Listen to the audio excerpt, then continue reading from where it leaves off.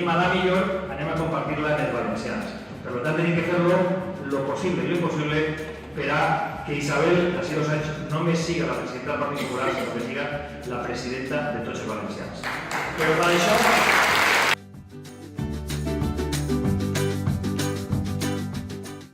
Gràcies.